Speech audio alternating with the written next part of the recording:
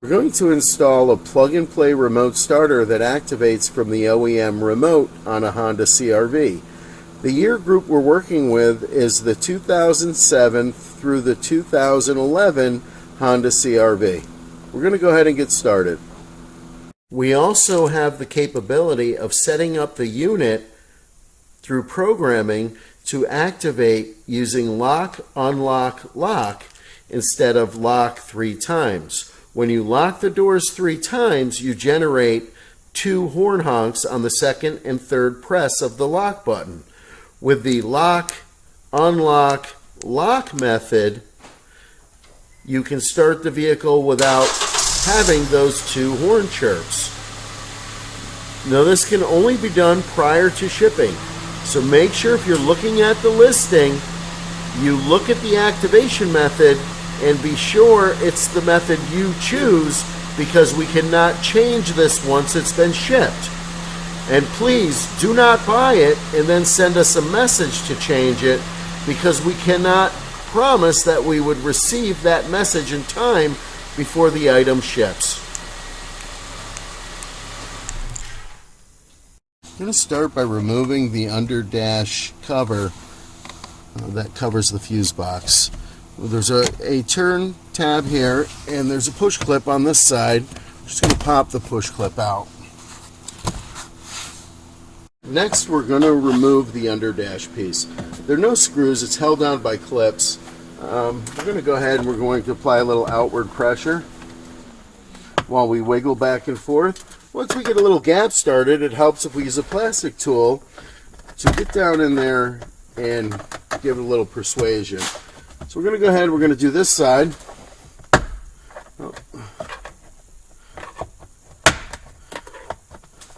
We can use the plastic tool to help us. There's a clip on the bottom here. We're going to go ahead and pull that out. A clip on this side on the bottom. Now we're going to lift up and remove the lower dash. At this point, we're going to remove the steering column cover plastic.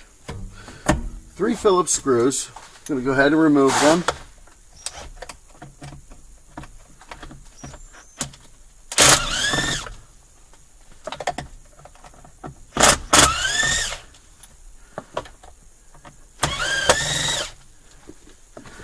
Okay, now the plastic pieces are held together by clips. There's a seam in the middle. I like to apply pressure to the seam to release the clips. So I'm going to go ahead with my thumb, I'm going to push on the seam. See, when I do this, you'll see it spread a little bit. So I need both hands to do this, so I'm going to put the camera back and continue on.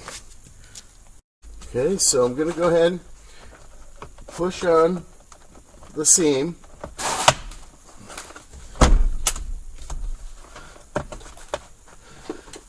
Use my plastic tool and put a little pressure on the front here, or my finger, and get the column to separate.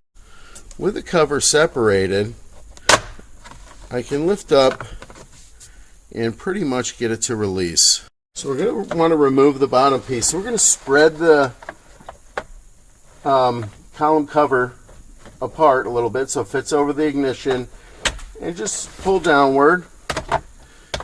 And we're going to slide the piece out. There's some long tabs here that go into these slots, and slide it out and remove it. This will give us access to the ignition and the immobilizer, and also the parking light switch, and where we can connect the optional horn connection. So we're going to go ahead and move the camera, and I'm going to show you the plugs that are involved. The 2 plugs that we'll be dealing with is the ignition plug and the immobilizer plug. Now keep in mind that this is the correct immobilizer plug here. There's a very similar plug next to it that's colored green that is the same color as the immobilizer plug on the T-harness, but we're actually going to use the white plug. This plug can be either white or green depending on the vehicle. But But I get a lot of calls saying, you know, the immobilizer doesn't fit. That's because you're trying to plug it into this green plug just because it's green. Doesn't mean it goes here. It's going to go where this white plug is. So we're going to go ahead and we're going to unplug the white plug. Next plug we're going to unplug is the ignition plug. We're going to go ahead, we're going to press the clip down, and we're just going to wiggle back and forth to get it started, and we're going to remove the ignition plug. We're going to start our installation. Now keep in mind, I sell several systems for this vehicle, so if you're looking through my items on eBay or my website, you know, you want to make sure what you're working with matches what I'm working with if you're following this video. So system 1 consists of 4 harnesses. 2 are required, 2 are optional. So we're going to go ahead and we're going to get started. So the first harness is the main ignition plug or the ignition harness. So we're going to go ahead and we're going to plug this in. We've unplugged the ignition in earlier steps. I'm just going to route this up through here. This isn't a final routing. Just going to follow the factory wiring harness, and we're going to plug into the ignition switch with the brown plug.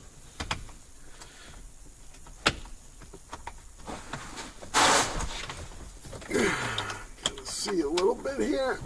Okay, there we go. Make sure it clicks and locks. Support the switch while you're plugging in. You don't want to tear this piece off. So we're going to go ahead and we're going to plug in the vehicle's ignition plug into the other side of the T-harness. And again, let's make sure it clicks and locks. Very secure plug-in connection here. So the ignition harness is installed. The next required harness is the immobilizer harness. So the immobilizer harness, and like I said earlier, this green plug doesn't necessarily go where this green plug is. It goes where the white plug is on this. So again, I'm just going to route up through here following the factory wiring harness, and I'm going to plug in the immobilizer. So we're going to plug into the white port with our green plug, and we're going to plug in the plug that we removed from the white port, the white plug, into the other side of our immobilizer T-harness. So these are the 2 harnesses that are required. At this point, we can program our unit and test a remote starter. The additional harness would be a parking light control harness that has a parking light output and a horn output. Obviously, on a 3-lock start, you probably won't use the horn. Times to use a horn would be if you're adding an RF antenna kit or optional controller and you want to have a panic feature, or you want to have horn honks when you lock and unlock it. But when we're using just the OEM remote to activate, you're probably not going to connect the horn. There's also an auto lamp shutdown wire here, and I'm going to show you where these wires are connected on the parking light switch in later steps. But first, we're going to program the module and get the unit operational. Before we do that, there's one other thing. There is a hood pin switch harness that has a single wire. This can be run out through the firewall, and you can install the hood safety switch. It's an optional part, should be considered. This will automatically override remote starting when the hood is up. So this has to be drilled into the jamb somewhere and made so that when the hood's closed, it pushes this down. And it has to be bored into the metal. It can't be mounted in plastic because the ground that this switch is going to put on this wire comes from this being connected to metal or the chassis of the vehicle. So we're going to go ahead and we're going to get started. We're going to connect and program our device. We're first going to plug in the heavy gauge ignition wire plug, and then we're going to plug in the 20-pin plug. We're going to be watching the LEDs for feedback. We're going to place the key in the ignition. We're going to turn the key to the run position. When we do this, we're going to watch for the LED to illuminate green. The LED will illuminate green and go off. At this point, we'll shut the key off. We'll make sure we turn it all the way off, and we're going to turn the key back on and start the engine. Now there's a program button located right above the LED. I'm going to be using this button. I'm going to let the vehicle run for approximately 15 seconds.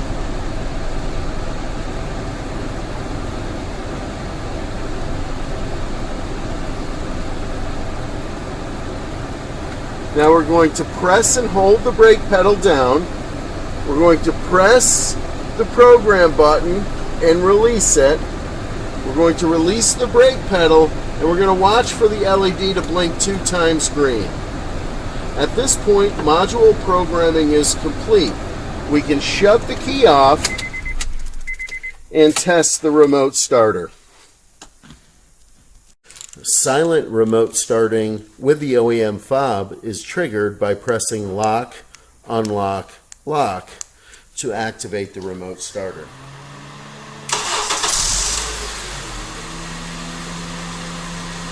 The remote stays active during remote start mode, so we can also shut the vehicle off, repeating the lock, unlock, lock commands. Our system will accept the CrimeStopper My Car or the CompuStar drone. I'm going to go ahead and I'm going to show you an example using the My Car. We're going to add the My Car to the unit. Now, remember, when you get a My Car out of the box, there is a power and a ground wire. I remove the wires and insulate the ends when I take them off. So if you buy this kit from me, everything comes configured. The device is flash programmed. It's ready to go. There's nothing that you have to do to configure it. All the wires you don't need are removed, and what you need is left intact and labeled. So we're going to go ahead and we're going to install the My Car. Very easy installation. So we've prepped our My Car like this and we're ready to install it. What we're going to do is locate the telematics port on the module. Now, the My Car plug is blue. That does not mean it plugs into a blue port. On here, this My Car device is a different brand than this module. We're going to want to plug into the gray port. It's a gray 4-pin telematics port. We're going to go ahead and we're going to plug our blue plug into the gray plug. Now the CompuStar drone would use the same gray plug. When we do this, the module is going to start looking for signal. A GPS is cellular signals. Green light is an indication of cellular activity. Red is GPS activity. So we're going to let the device search for signal and get a lock. This will happen, the lights will go solid. It takes a couple minutes. So I'm going to stop the video and I'm going to power back up when we have a lock. Okay, so we have a cellular lock right now. Now, this My Car has this side down stamped into the case, indicating that that is a side to be facing downward. And the side without this side down labeling is to be facing upward. You want to be at least 2 or 3 inches away from any metal surface. It's good to get this as high up in the dash as possible and unobstructed by metal for the optimum signal strength. So what I'm going to do is I'm going to just set it up over the steering column while we test. Now remember, we haven't done anything setting-wise. All we had to do was plug in the unit. So I'm going to go ahead and I'm going to open up my app. There's our My Car app. Now I'm going to go ahead outside the vehicle and I'm going to test the My Car. Now remember, if we're setting this up, we want to make sure that if you're adding the My Car after the fact, we want to make sure in our settings that we have our protocol set for ADS. To select the protocol, hold your finger on the protocol, and then we should get a pop-up here. You got to keep it there. They don't want you to change the protocol accidentally, so you just have to press on it. And after holding it for a certain amount of seconds, we should have a menu pop up. There we go. So now it's telling us a warning. If you change the protocol, it may not work. So I'm going to select OK. And we have protocol selections here. So I have it on ADS.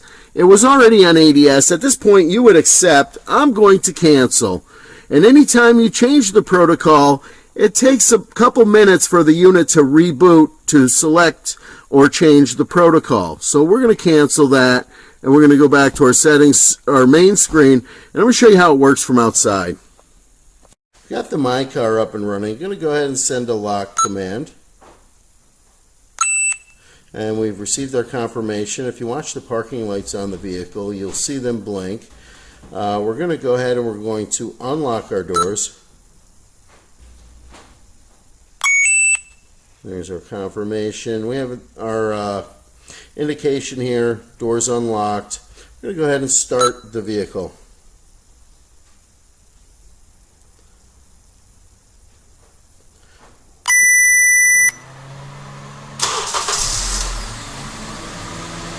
We're going to have our confirmation, and we're going to get a run time. 25 minutes is the set run time. And we're going to go ahead and we're going to shut off the engine. Now notice we have a voltage indicator, signal strength indicator. All our commands are confirmed when we send them, and we can also track the vehicle.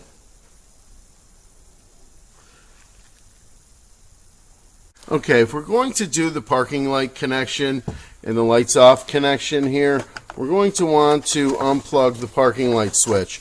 Now you may think this is the parking light harness. It is not. You have to lift this up to get at it, and we can remove that top piece. This is the plug that will have the parking light wires on it. We're going to go ahead and unplug it. It's a black plug. So we're going to strip away this tape so we can separate the wires. I'm going to show you which wires are the parking lights. If we're looking for the parking light wire and the light off wire, it would be these two wires right here. If you take a look at the schematic, orientate yourself just like the picture with a clip in the upright position, counting over second pin in from the bottom on the bottom row. One pin in is this light blue wire. That would be the parking light activation. Now we would skip one wire, which is this pink here, and the wire that they call lights off, which I'm assuming is an auto lamp turn off, which I don't think that this vehicle needs it, and I haven't seen any of these year group CRVs that do, so unless I'm wrong, you may not need this wire. But it is labeled lights off, and it would be this orange wire 2 pins over from the light blue. And the real small gauge wires here. We're going to move on. I'm going to show you how to locate the horn if you're going to make a horn connection. If you're looking for the horn wire, we're up here on this plug. We're going to go ahead and unplug it. We're going to look at the back of the plug, and we're going to see this orange wire right here. First pin in, top row. That is the horn wire. If you put a negative signal on this, it will activate the horn. Okay, just to show you that it is the horn, I put a negative signal on it with an ordinary test light, nothing fancy, and the horn will activate. So if we want to make a horn connection, it's done right there. Again, parking lights you can also test with a test light by putting a negative signal on her. And that's me activating the parking lights with a test light. So it's always good to confirm your connections. To make our connections, I'm including what's called a posi tap for each connection in the kit. And these will only be for the required connections. So if there's required connections, you'll get posi taps for them. I'm not going to send you a horn posi tap if your system doesn't require a horn connection. So you only get enough posi taps to do the required connections. So to use the posi tap, we unscrew the bottom portion. You'll have a piece with a groove in it. You'll also have a piece with a needle in it. We're going to take the piece with a groove in it and we're going to put it around the wire. I'm going to try to give you a better look at this. Okay, so we're going to place the piece with a groove around the wire, and we're going to screw the piece with the needle back together. We're going to make sure we don't cross thread. That should turn very smooth and easy. We're going to tighten them up. We just want to tighten them down. We don't have to crank them so tight it smushes the wire out, because it's not going to work if we do that. Now, to connect our incoming wire, what we're going to want to do is we're going to want to have about 1/8 to 1/4 of an inch stripped off of the wire, and we're going to go ahead and we're going to connect our wire. Okay, so with our system, we're going to go ahead and we're going to just route our parking light harness down through here. The wire that we're going to use is going to be labeled parking lights, and you'll have a schematic. I'm just showing you the connection, how to make the connection. So we're going to go ahead and we're going to remove the insulation, about 1/4 of an inch of it. We're going to loosen the collar at the top of the posi tap. We're going to slide the wire into the posi tap. You'll feel it bottom out, and then we're going to push it in deeper. You'll feel it go in a little bit deeper, then we'll tighten the collar. Give it a little pull test,